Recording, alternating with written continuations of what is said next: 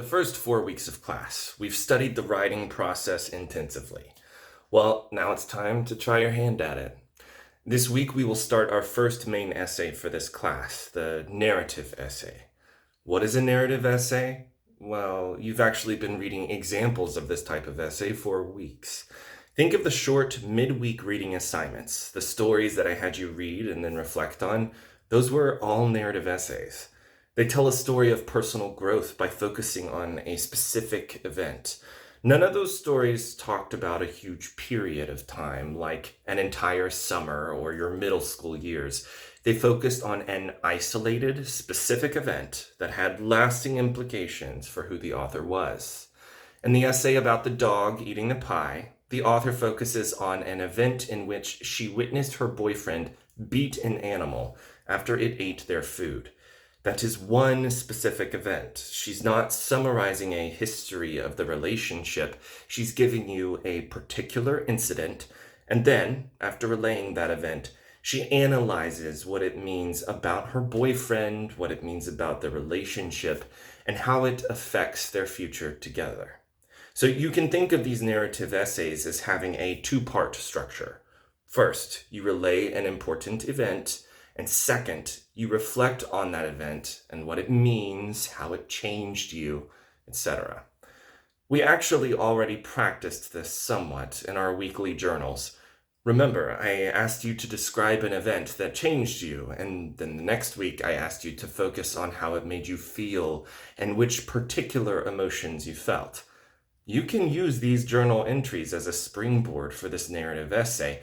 In fact, I encourage you to do so. Writing this essay will be your main task for this week.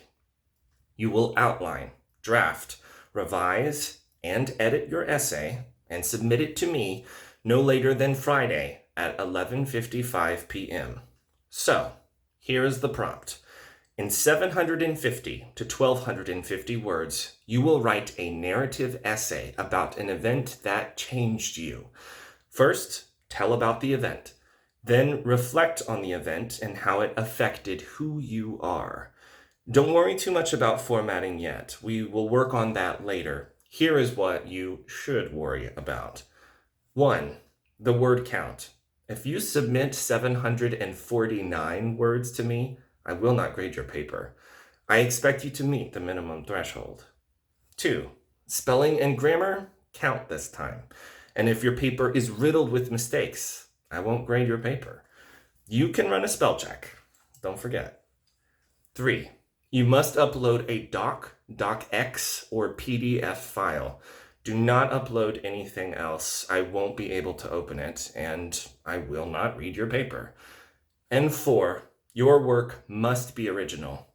If you try to submit something to me that somebody else wrote, heaven help you. Now, let's talk about your essay grade.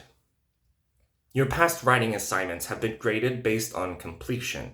This is different. It's a main essay, and it's getting graded. I'm not an easy grader, and you shouldn't expect a high grade on this unless you work exceptionally hard. However, don't panic. Next week, you will submit a second draft, and after you do so, I will update your essay grade to reflect the quality of the new draft.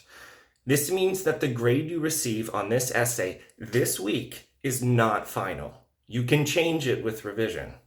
And if, after revising, you are still unsatisfied with your essay grade, you can take it to the Student Success Center on campus to revise it with the help of one of the English tutors.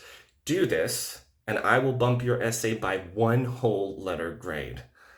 In closing, I want you to write 750 words about a meaningful experience, and I want you to spell check it before you send it to me by this Friday. This won't take that long, and you've already done most of it in your weekly journals anyway. I'm going to be rough on you as I grade it, but you will have the opportunity to change and increase your essay grade later on.